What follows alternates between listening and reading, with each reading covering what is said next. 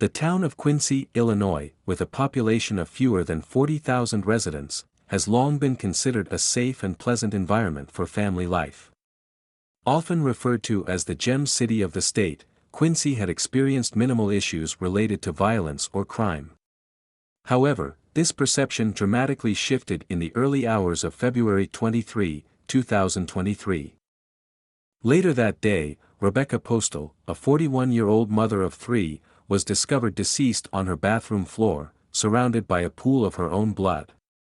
The identity of her assailant would prove to be more familiar than anyone could have anticipated.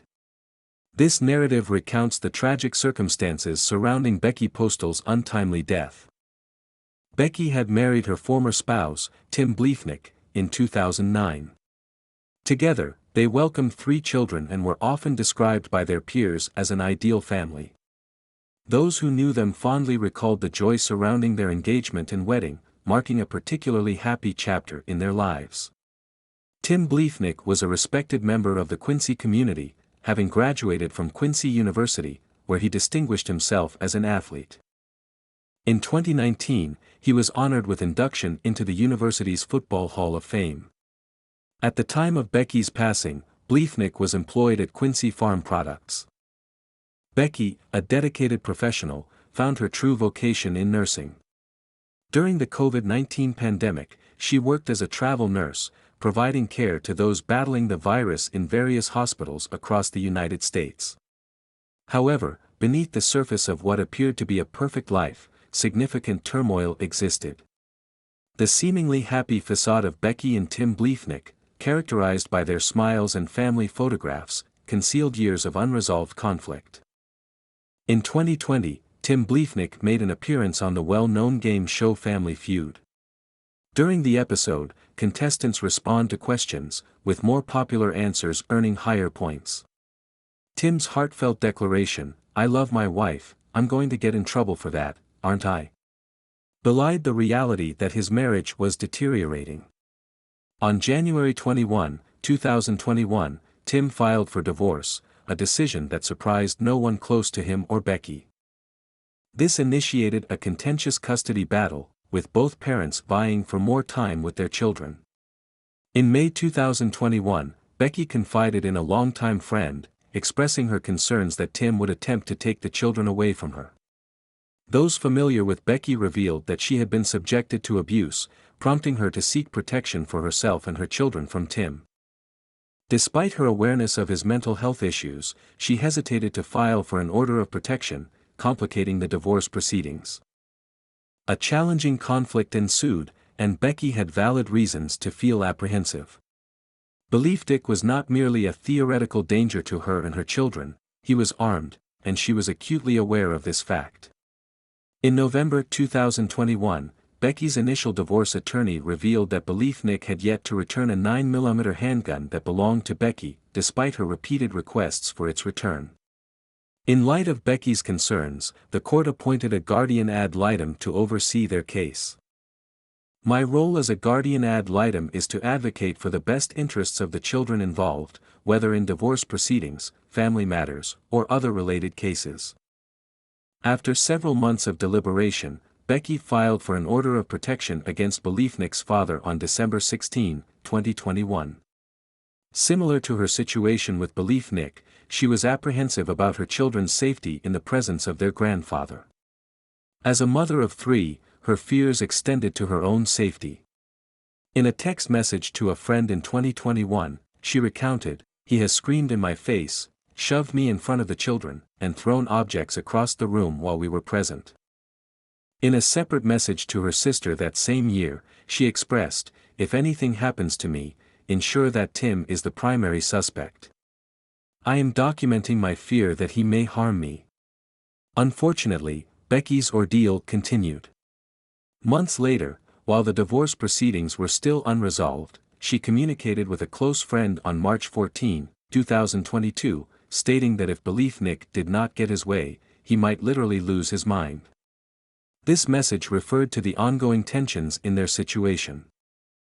In August 2022, a court order was issued regarding the divorce and custody arrangements between Becky and Bleefnick, outlining the procedures for the safe exchange of their children. The order mandated that both parties maintain a distance of no more than 3 feet from their vehicles during these exchanges. Despite the implementation of these safety measures, tensions between the former partners continued to escalate, a fact that Becky was acutely aware of. Meanwhile, Bleefnick began searching for a new bicycle, creating an anonymous Facebook account under the alias John Smith to inquire about listings on Facebook Marketplace. He expressed interest in a blue 26-inch Schwinn mountain bike and a black Mongoose bicycle, which he subsequently purchased on January 5, 2023.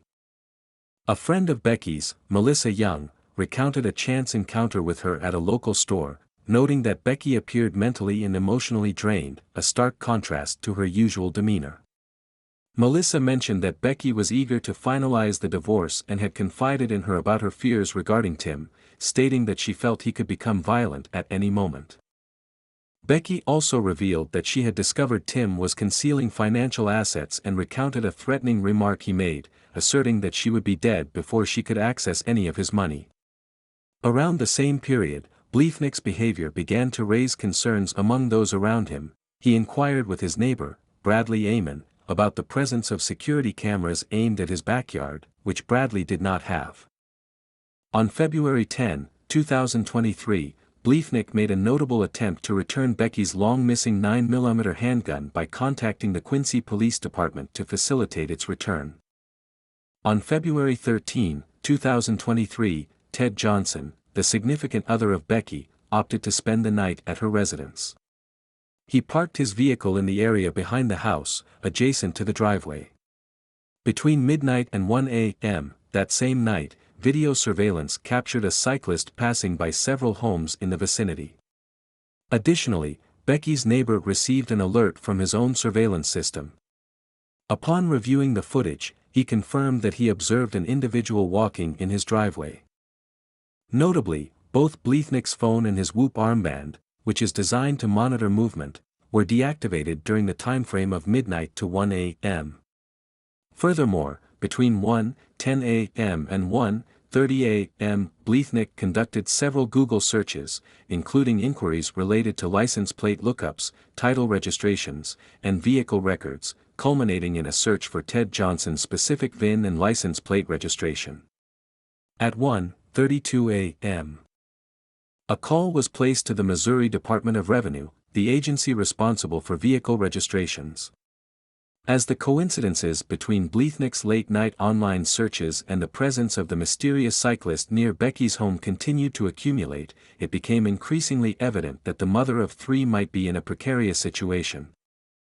During the week spanning from February 14th to 21st, the cyclist was not observed on any surveillance footage. However, on February 21st at 2:11 a.m., the same cyclist reappeared on cameras in the same vicinity. On that day, Rebecca sent a message to Bleefnick inquiring if he could keep the children overnight for the next 2 days, as she planned to spend the evening with Ted Johnson. The following day, February 22nd, the cyclist was again recorded on camera taking a similar route as before. Later that night, around 1 a.m., the cyclist was seen stopping near Rebecca's residence and forcibly entering with a crowbar. At 1:11 a.m., Rebecca attempted to call 911 but was unsuccessful. The home security system notified her that the front door was ajar. By 1:16 a.m., the cyclist was captured on surveillance footage retracing his steps. Notably, Bleefnick's phone and Whoop armband were disconnected from 12:28 a.m. until 2:07 a.m. that same night. On February 23 RD at 6:45 a.m., a nearby resident departed for work and noticed that Rebecca's front door was open. At 11:51 a.m., Bleefnick contacted his children's school to request that they not allow his kids to walk to their mother's home, informing them that he would be picking them up instead. He arrived at St. Peter's School on February 23 RD, 2023, at approximately 1:50 p.m.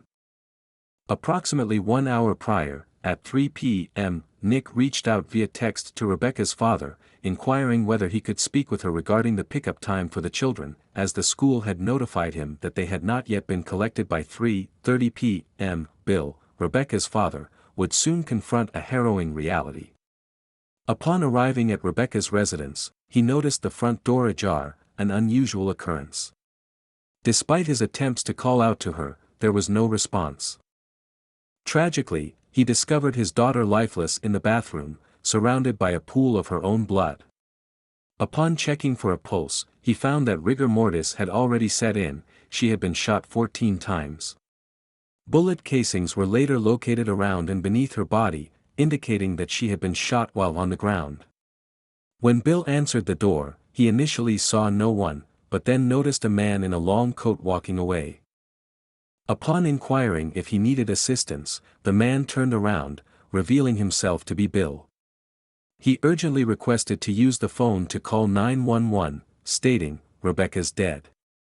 At 4 p.m. Nick was informed of Rebecca's death, responding with shock and evident distress. On February 27, police discovered an abandoned blue Schwinn bicycle near the Quincy Public Schools bus barn, with surveillance footage showing a cyclist in that vicinity multiple times. The police conducted a search of Nick's residence on March 1, but the investigation into Rebecca's murder was far from concluded. This marked the third known location to be examined in this ongoing investigation, which included Nick's home in Quincy. Residents of the 2500 block of Kentucky Road, where Rebecca Bliefnick was discovered deceased, are deeply affected by this incident. In cases of this nature, it is imperative to gather as much evidence as possible, a process that extends throughout the investigation and into the trial. During their inquiry, law enforcement uncovered shell casings in Bliefnick's basement that matched those found near Rebecca's body. Additionally, Rebecca's DNA was located within a plastic bag discovered at Bliefnick's residence, linking this evidence to the crime scene. Reports indicate that the shooter may have utilized the bag as a makeshift silencer for the firearm. Furthermore, Bliefnick's recent Google searches raised suspicions, as they included queries about removing gunpowder residue, average police response times, and methods for opening a door with a crowbar. On March 13, 2023, Tim Bliefnick was apprehended and charged with first-degree murder, to which he pleaded not guilty during his initial hearing and was subsequently denied bail. Throughout Bliefnick's 6-day murder trial, his defense attorney asserted his innocence, suggesting instead that a prowler, previously seen cycling in the vicinity of the murder, was responsible. During the trial, the jury was presented with 3 simulations conducted by law enforcement to reconstruct Bliefnick's actions leading up to the shooting. These tests revealed that the location of Rebecca's home was easily accessible, allowing entry through a window that had been forcibly opened by the intruder. Additionally, the timing of the bicycle rides was analyzed based on the route captured by security cameras. The investigation revealed that the cyclist was captured within the precise timeframe during which Becky is believed to have been murdered. Authorities also secured a plastic bag identical to the one utilized by the perpetrator, which was wrapped around a 9mm handgun before shots were fired. The plastic fragments produced by the gunfire bore a resemblance in size and shape to those discovered near Becky's remains. On the 4th day of the trial, additional online searches were uncovered, including inquiries such as whether gunpowder residue can be washed off and a visit to a DIY website detailing how to use a crowbar to gain entry through a door. At this juncture, the extent of the premeditation surrounding Becky's murder was becoming increasingly evident. The searches encompassed questions like how to determine if a shotgun shell was fired from a specific firearm, methods for opening a window from the outside, and whether it is possible to force open a door with a crowbar if one is locked out. On May 31, 2023, Timmy Think was found guilty on all counts, including first-degree murder, with a sentencing hearing set for August 11, 2023. However, Becky's tragic demise represents more than just a case of spousal murder, it is a narrative of prolonged domestic abuse and the repeated neglect of her pleas for assistance. A grieving friend of Becky expressed, "We have watched, waited, and prayed for justice. It is imperative that we listen to women when they express fear for their own safety or that of their children. This tragedy could have been averted, and it pains me to know that these children will grow up without their mother. We must strive to do better." A GoFundMe campaign has been established to support Becky's children, which has thus far raised over $110,000, with the description highlighting the ongoing need for assistance. The circumstances surrounding her death have led to her being remembered for the life she valued, a life characterized by compassion, generosity, faith, and a profound love for her family. What are your reflections on this tragic narrative? Do you think Becky's death could have been averted?